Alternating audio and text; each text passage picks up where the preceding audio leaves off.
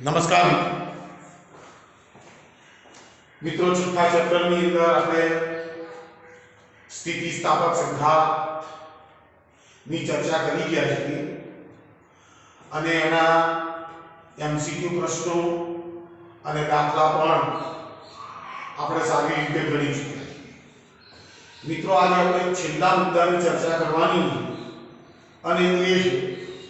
સંપૂર્ણ અસ્થિતિસ્થાપક સંઘાત. સંપૂર્ણ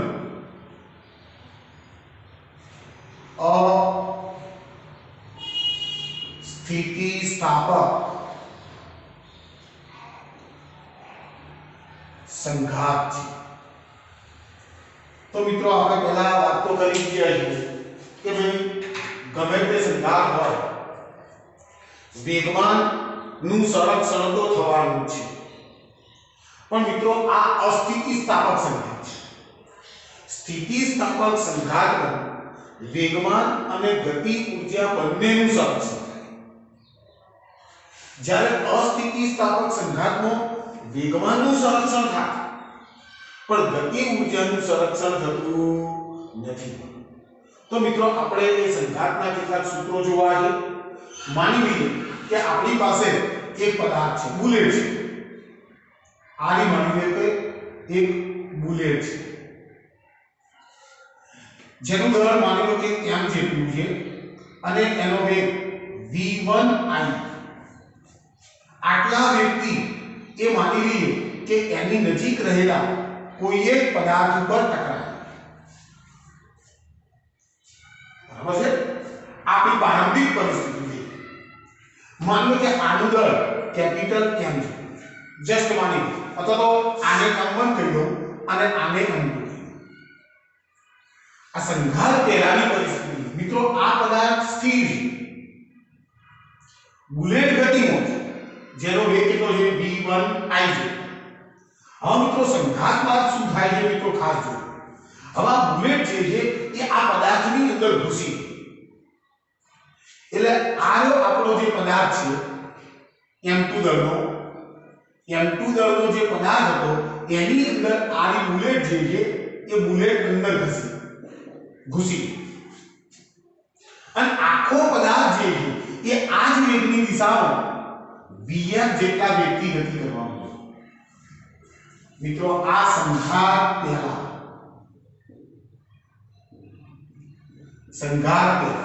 અને આ છે સંઘાત પછી. ચલો ઓકે. હવે મિત્રો, આપણે જાણીએ છીએ કે ભાઈ ગમે તે સંઘાત હોય સ્થિતિ ઊર્જાનું તો સંરક્ષણ અરે વેગમાનનું તો સંરક્ષણ એમાં થવાનું છે. તો મિત્રો, જો આપણે પહેલા વેગમાન સંરક્ષણ લઈ લઈએ. વેગમાન સંરક્ષણ લેતા તો મિત્રો પ્રારંભિક સંઘાત પહેલાનું ટોટલ વેગમાન. તો મિત્રો જો m1 v1i આ પહેલા ટર્મ લે, બરાબર છે, વત્તા મિત્રો જો બીજા ટર્મ લે 0 લખવાની જરૂર નથી. હવે ઇઝ ઇક્વલ, હવે મિત્રો જો હવે આ બંને પદાર્થો જે છે બુલેટનું દળ m1 છે, બ્લોકનું દળ m2 છે અને બંને vf જેટલા વેગથી ગતિ કરે છે. એટલે બુલેટનું વેગમાન કેટલું થશે m1 vf. બ્લોકનું વેગમાન કેટલું થશે m2 vf. ખ્યાલ આવ્યો? તો મિત્રો ધ્યાન દે. therefore m1 v1i is equal to m1 plus m2 કૌંસની બહાર vf. તો મિત્રો vf કેટલો થશે? તો vf is equal to અથડામણ પછી બુલેટ અને બ્લોકનો વેગ. અથડામણ પછી vf is equal to જો મિત્રો લખું છું m1 plus m2 sorry vf નું સૂત્ર કરતા બનાવું તો m1 ભાગ્યા m1 plus m2 એને કૌંસમાં મૂકી દો અને v1i. મિત્રો ખાસ ધ્યાન રાખજો કે જ્યારે આવા પ્રકારનો કેસ હોય કે જ્યારે બુલેટ બ્લોકમાં ઘૂસી જાય ત્યારે બંનેના સંઘાત પછીના વેગ તો સરખા હશે તો મિત્રો એ વેગ હશે કેટલો Vf is equal to m1 upon m1 plus m2 કૌંસની બહાર v1i મિત્રો આને સમીકરણ નંબર હું 1 પાડી હા મિત્રો જો હવે હું અસ્થિતિસ્થાપક સંઘાત છે એટલે આની અંદર તો ગતિ ઊર્જાનો વેગ થવાનો તો મિત્રો ધ્યાનથી ગતિ ઊર્જાનો થતો વેગ મિત્રો ધ્યાનથી સમજજો હો હવે ગતિ ઊર્જાનો વેગ કેવી રીતે શોધાય તો પ્રારંભિક ગતિ ઊર્જામાંથી હું અંતિમ ગતિ ઊર્જાને બાદ કરી નાખું તો મિત્રો જો ગતિ ઊર્જામાં થતો વેગ ડેલ્ટા t ગતિ ઊર્જામાં થતો ફેરફાર is equal to પ્રારંભિક ગતિ ઊર્જા ઓછા અંતિમ ગતિ ઊર્જા મિત્રો ધ્યાન પ્રારંભિક ગતિ ઊર્જા ઓછા અંતિમ ગતિ ઊર્જા therefore delta t is equal to ચલો પ્રારંભિક ગતિ ઊર્જા કેટલી હતી તો આ પદાર્થ ગતિમાં હતો પણ આ તો પદાર્થ સ્થિર જ હતો એટલે આની ગતિ ઊર્જા કેટલી થશે 1/2 m1 v1i આખા સ્ક્વેર આ પ્રારંભિક ગતિ ઊર્જા કેટલી હતી કારણ કે આની તો જીવો હતો આ તો પદાર્થ સ્થિર છે આ પદાર્થ કેવો છે સ્થિર બ્લોક છે એટલે એની ગતિ ઊર્જા તો આવશે ને ઓછા હવે જોજો હવે આ બંને vf જેટલા વેગથી દોડે એટલે આની ગતિ ઊર્જા હશે કેટલી હશે તો ટોટલ દળ કેટલું m1 m2 તો હું અહીંયા આવું લખું m1 સોરી 1/2 દળ એટલે m1 m2 અને into vf નો સ્ક્વેર મિત્રો સ્ટેપ બરોબર સમજો જો આ પ્રારંભિક ગતિ ઊર્જા છે પ્રારંભિક ગતિ ઊર્જામાં તમારે આ બંને જણને ધ્યાનમાં લેવા પડશે પણ આ તો સ્થિર છે એટલે માત્ર બુલેટની ગતિ ઊર્જા આવશે અંતમાં શું થયું તો કે બુલેટ બ્લોકમાં ઘૂસી એટલે ટોટલ દળ કેટલું થશે m1 m2 એનો વેગ કેટલો છે તો કે vf તો મેં શું કર્યું 1/2 m1 m2 into vf નો સ્ક્વેર ચાલો મિત્રો ઓકે આને સમીકરણ નંબર 2 માં હવે જો vf મિત્રો તૈયાર છે તો vf ની કિંમત હું સમીકરણ 2 માં મૂકું સમીકરણ 1 ની કિંમત જોજો મિત્રો હું આ જે vf તૈયાર કર્યો છે એની કિંમત તો સમીકરણ 2 ની અંદર હું મૂકી રહ્યો છું મિત્રો સમીકરણો બિલકુલ સરળ છે જરા ધ્યાનથી અહીંયા that delta t is equal ચલો પહેલું પદ એનું 1/2 m1 v1i નો સ્ક્વેર માઈનસ જોજો મિત્રો 1/2 m1 m2 આ પદ તો એનું એમ 1/2 m1 હવે vf નો સ્ક્વેર કરવાનો આનો સ્ક્વેર કરી તો મિત્રો જરા જોજો જરા m1 ભાગ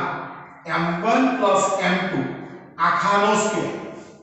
કરવો પડશે મારે અને ઇન્ટુ v1i નો સ્ક્વેર મિત્રો સ્ટેપ ને ચેક કરી લો જરા મેં સમીકરણ 2 માં સમીકરણ 1 ની કિંમત મૂકી પણ vf નો સ્ક્વેર એટલે આનો મારે સ્ક્વેર કરવો પડશે એ પ્રમાણે આનો પણ સ્ક્વેર કરવો પડશે ચલો હવે આનું સાદુરૂપ આપું છું જરા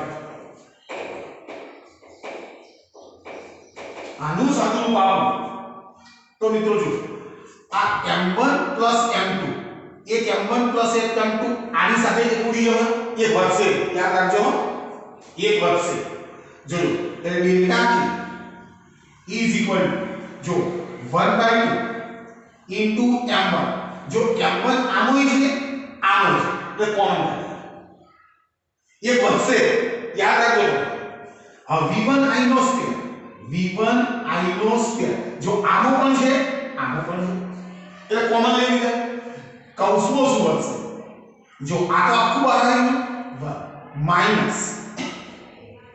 જો હવે 1/3 તો બહાર નીકળી ગયો અહીં શું બચશે m એક વધશે ને એક બહાર કાઢી નાખો એટલે એક વધવાનો અહીં કઈ શું થઈ ગયું આ એક વધેલો એટલે અહીં આવશે m1 પ્લસ m આવું આવશે હજી સામે જો delta p is equal to 1/2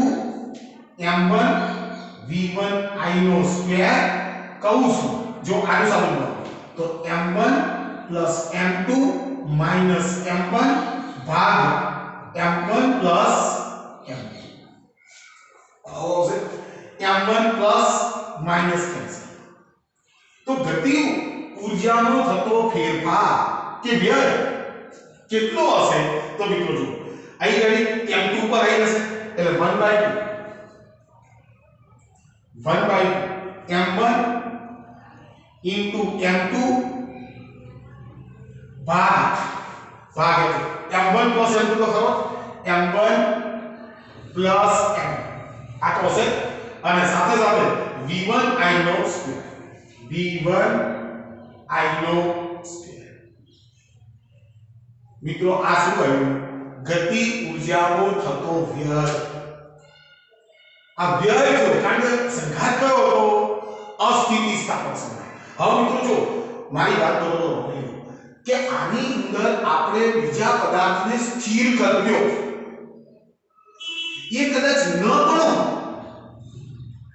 ખ્યાલ આવે તમને માની લો કે બુલેટનો વેગ જે આપણે v1 i ધારે અને માની લો કે આ રહ્યો પદાર્થ v2 i જેટલા વેગથી દોડતો ગતિ કરતો બંને એક જ દિશામાં પણ v1 i is greater than v2 i નો તો અથડામણ તો સમાન છે તો મિત્રો એ વખતે તમારે શું કરવું પડે વેગમાન સંરક્ષણનો નિયમ લેવાનો એના સૂત્રો મૂકવાના ગતિ ઊર્જાનું તો સંરક્ષણ થવાનું નથી એટલે કોઈ પ્રશ્ન રહેતો નથી તો તમારે મિત્રો ગતિ ઊર્જાનો વ્યય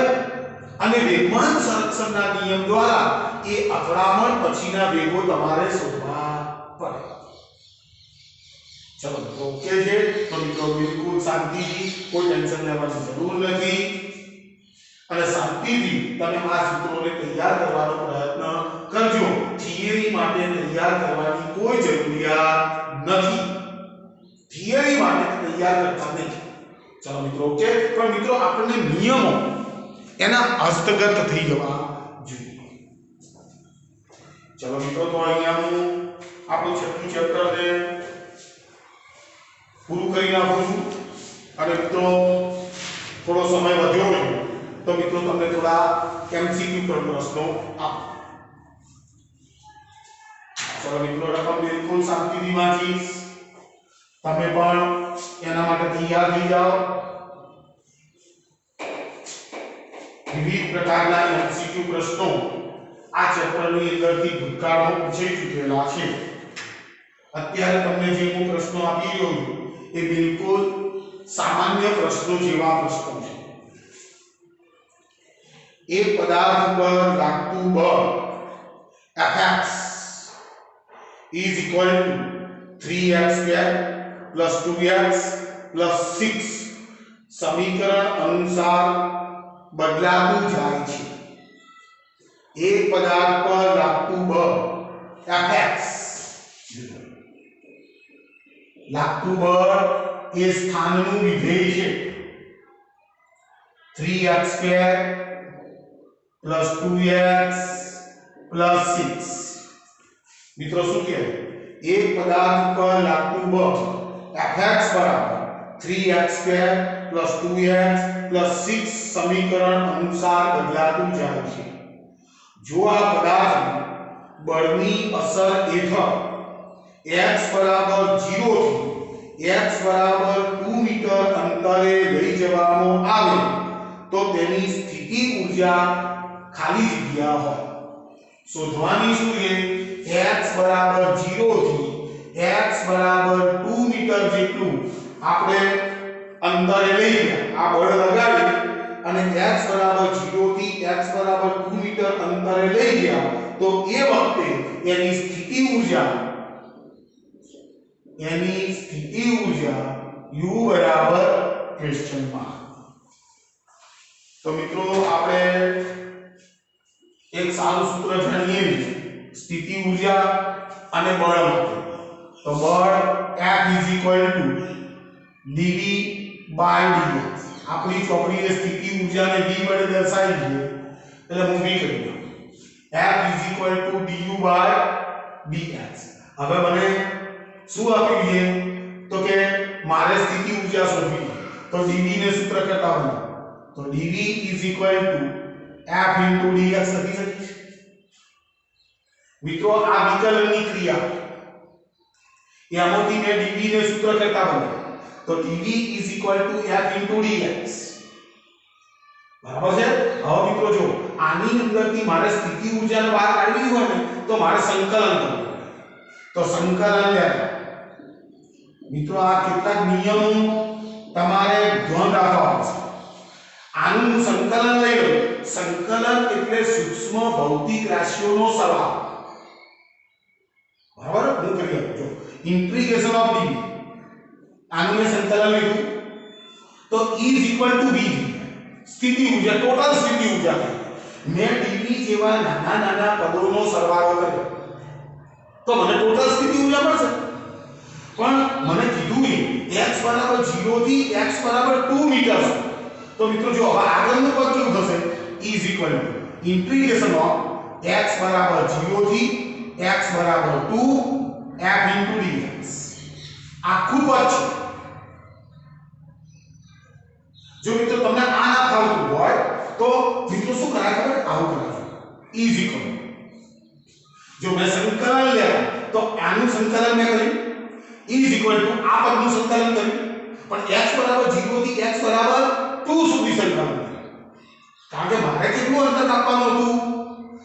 x બરાબર 0 થી x બરાબર 2 મીટર છે બરાબર છે। હવે આ ઇન્ટિગ્રેશન ઓફ dv એટલે dv જેવા નાના પદોનો સરવાળો એટલે સ્થિતિ ઊર્જા બી જો ઇન્ટિગ્રેશન ઓફ 0 to 2 f ની કિંમત આપેલી છે 3x નો સ્ક્વેર પ્લસ 2x પ્લસ 6 કૌંસની બહાર dx બરાબર છે। f ની કિંમત મને જે આપી હતી એ મેં મૂકી દીધી। હવે મિત્રો આપણે આનું સંકલન કરવું હવે ધ્યાનથી integration of x raised to n into dx is equal to x raised to n plus 1 upon n plus 1 આ સંકલન બની ગયું મિત્રો બરોબર ધ્યાનથી સમજો વાતોને એટલે તો કહું છું કે જે પ્રશ્ન તમે સોલ્વ કરો એ મિત્રો બરોબર વિચારીને કરજો કારણ તમને ખબર છે જો આ આખું આને બદલતા વાર કેટલી થાય એટલે તમે જે જવાબ લાવો છો ને એવો જવાબ પરીક્ષા નહીં આવે। હવે મિત્રો હું સંકલન કરું છું તો જરા જો હું સંકલન કેવી રીતે કરી રહ્યો છું તો જો આનું સંકલન કરવાનું તો v જો સંકલન કરો તગડો પડ્યો રહેશે x2 નું સંકલન x નો ઘન ભાગ્યા 3 ખબર પડી તમને x નો ઘન 2 તો હતી 2 + 1 એટલે 3 થશે 2 + 1 છેદમાં 3 ચલો વત્તા બગડો એમનો ચલો x ના માથા પર કેટલી ઘાત છે 1 x ના માથા પર કેટલી ઘાત છે 1 1 + 1 એટલે 2 x નો સ્ક્વેર બાય 2 અને પ્લસ હવે મિત્રો જો આ 6 એકલો 6 તો મિત્રો ધ્યાનથી સાંભળજો આ ખરેખર આખો કૌંસ છે એની સાથે dx ગુણાયેલો એટલે આ અચળ પદ તો છે 6 તો અંદર dx આવશે તો dx નું સંકલન થઈ જાય x ખ્યાલ આવે છે તો ru x હવે કોઈ છોકરો એમ કે સાહેબ અહીં ઘડી x નથી છતાં તમે x લખ્યો તો એક સાદી વાત કરું છું કે આની જગ્યાએ હું આવું લખી શકું x raised to 0 6x raised to 0 લખી દે કોઈ પણ સંખ્યાની શૂન્ય ઘાત લખી તો કેમાં તો 0 + 1 0 વત્તા 1 એટલે 1 આવશે 0 વત્તા 1 એટલે વળી પાછો 1 આવશે એટલે અહીં આગળ શું વધશે x તો મિત્રો આ સંકલન કરી નાખો હવે લિમિટ મૂકવી પડે મારે લિમિટ 0 થી 2 હવે અપર લિમિટ માંથી લોઅર લિમિટ પાર તો જો આગળ આગળ ઉડી ગયો આ બગડો ઉડી ગયો તો મારી પાસે વધશે શું જો પહેલા અપર લિમિટ મૂકવાની અપર લિમિટ મૂકી તો અપર લિમિટ બગડો તો v ચલો 2 નો ઘન એટલે 8 વત્તા 2 નો વર્ગ એટલે 4 વત્તા 6 દુ 12 આ અપર લિમિટ મૂકી શું કર્યું x ની જગ્યા ઉપર 2 મૂકવા એટલે 2 નો ઘન એટલે 8 2 નો વર્ગ એટલે 4 અને 6 દુ 12 અને ઓછા અપર લિમિટ માંથી લોઅર લિમિટ પાર કરી હવે આ તો 0 છે 0 0 અને 0 તો આ 0 તો v ચલો 12 ને 8 20 ને 4 24 જો મિત્રો હું તમારું ફરી એક આ બાબતનો ધ્યાન દોરું છું કે તમે જેટલા પણ પ્રશ્નો સોલ્વ કરો એમસીક્યુ પ્રશ્નો કે હેતુલક્ષી પ્રશ્નો બરોબર મિત્રો જીવનતા રાખજો કારણ કે એ જ અગત્યનું છે તમને એક પ્રશ્ન મેં તમને આપ્યો અને તમે એને તૈયાર કરી નાખ્યો એ સારી વસ્તુ છે પણ મિત્રો એના કરતા પણ આ વસ્તુ ખૂબ અગત્યની એટલે સારું ગણિત શીખો ચલો ઓકે મિત્રો આગળ વધું છું જરા ચલો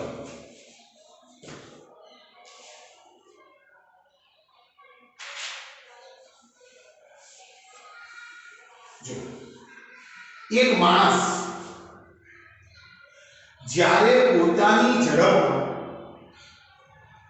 2 મીટર પર સેકન્ડ વધારો કરે છે ત્યારે તેની ગતિ ઊર્જા બમણી થઈ જાય છે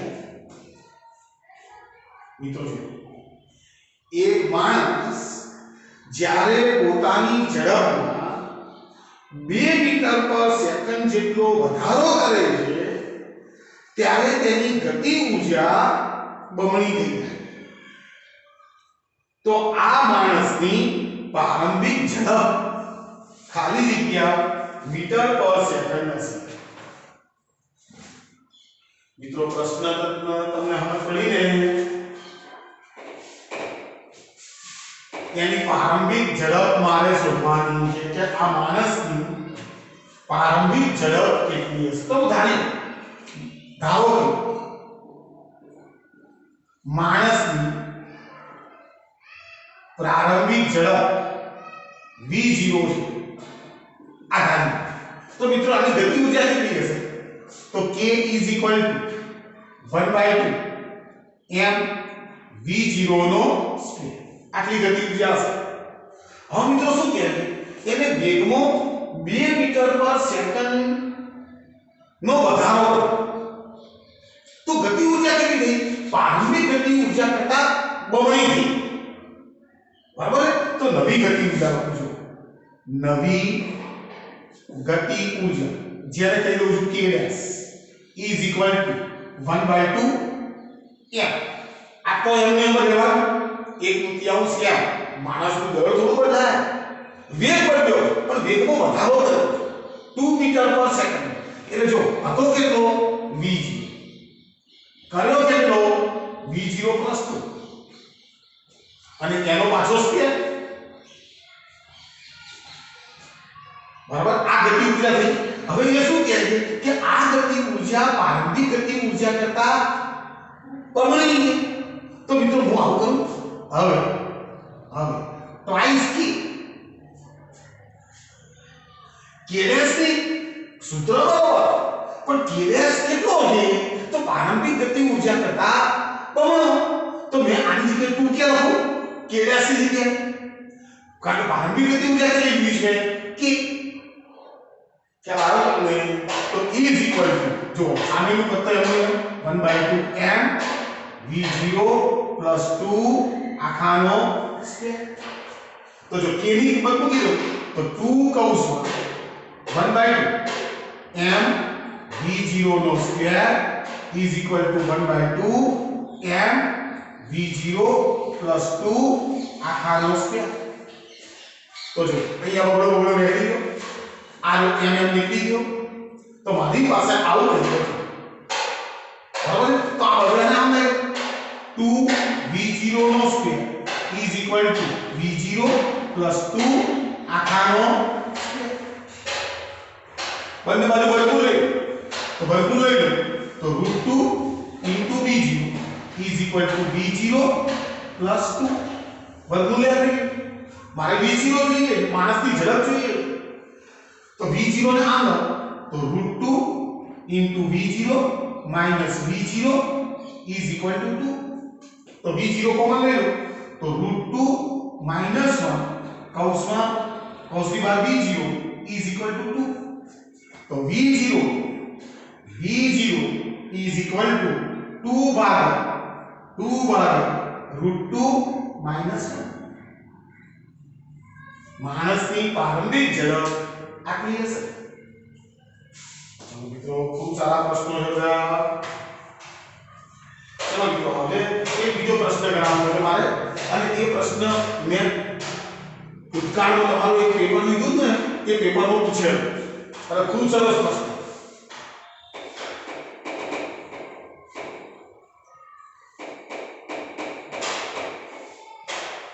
ચલો મિત્રો, વાંચો. બંદૂકની એક ગોળી શિરોલમ મૂકેલા પાટિયામાંથી પસાર થાય છે. શિરોલમ પાટી મૂકેલું છે, ત્યાંથી બંદૂકની ગોળી પસાર થાય છે, ત્યારે તેનો વેગ મૂળ વેગના 20માં ભાગ જેટલો છે. મિત્રો ધ્યાનથી, મૂળ વેગના 20માં ભાગ જેટલી ઘટે થાય છે ને, ઘટે. મિત્રો બરોબર સમજો આ સ્પીચ ને. શું કહે છે? પસાર થાય છે ત્યારે તેનો વેગ મૂળ વેગના 20માં ભાગ જેટલો ઘટે, તો ગોળીને રોકવા ઓછામાં ઓછા ખાલી જગ્યા આવા પાટિયા જોઈએ. મિત્રો બરોબર ધ્યાનથી બરોબર સમજી લો. મારે પાટિયાની સંખ્યા જાણવી. વેગ કેટલો ઘટે છે? 20માં ભાગ. બરોબર સમજો મિત્રો. તો મિત્રો માની લઈએ કે મેં મારે જે પાટિયા ચૂંટેલા હશે એ પાટિયાને હું થાય કે ધારો કે મારે આના માટે n પાટિયાની જરૂર પડે. મારે રોકવી છે ગોળીને, એટલે અંતિમ વેગ તો એનો 0 થઈ ગયો. મારે ગોળીઓને રોકવી. મિત્રો બરોબર બધી વાતો સમજો. અને પાટિયો હશે તો એ પાટિયાની એક જાડાઈ હશે ને, તો પાટિયામાંથી પસાર થશે એટલે એની જાડાઈ જેટલું અંતર કાપશે. તો મિત્રો હું પહેલું કોણ શું કરું છું? ધારો કે પાટિયાની જાડાઈ x છે એવું ધાર્યું. પાટિયું દાખલા તરીકે x જેટલું જાડું છે, અને ગોળીની પ્રારંભિક ઝડપ માની લો કે v જેટલી. હવે મિત્રો આ પાટિયામાંથી જ્યારે પસાર થાય ત્યારે એનો વેગ કેટલો થઈ જાય? તો પાટિયામાંથી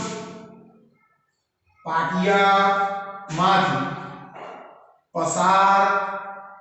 થયા બાદ વેગ 20માં ભાગ જેટલો ઘટે, તો મિત્રો હવે વેગ કેટલો હશે? તો અહીંયા લખ્યું v minus v ભાગ્યા 30. આ તો કેટલો? v કેટલો ઘટે છે? 20માં ભાગ. એટલે v નો 20મો ભાગ બાદ કરા તો મિત્રો શું આવશે? (20v ઓછા v ભાગ્યા 20 20મો જગ્યાએ કયો? 19v ભાગ્યા 20. આવું થશે. એક પાટિયામાંથી એ જ્યારે પસાર થશે ત્યારે એનો વેગ આટલો હશે, બરાબર છે। હવે મિત્રો જો હું પાટિયાની જાડાઈ તો જાણું છું એક્ઝેક્ટ, તો મિત્રો હું કાર્ય ઊર્જા પ્રમેય, તો કાર્ય ઊર્જા પ્રમેય શું છે? W = ΔT। તો કાર્ય એટલે F * x જેટલું લખી નાખો, F * x is equal F * x। હવે ડેલ્ટા કે એટલે ગતિ ઊર્જામાં થતો ફેરફાર, તો અંતિમ ગતિ ઊર્જામાંથી હું પ્રારંભિક ગતિ ઊર્જા બાદ કરી નાખું, અથવા તો પ્રારંભિક ગતિ ઊર્જામાંથી અંતિમ ગતિ ઊર્જા બાદ કરી નાખું, તો મિત્રો અહીં આગળ આવું આવશે 1/2 mv²। આ પ્રારંભિક ગતિ ઊર્જા હતી, એમાંથી પેલી ગતિ ઊર્જા બાદ કરો એટલે 1/2 * m * અહીંયા આવશે 19v/20²। મિત્રો આ પદને બરોબર સમજી લો।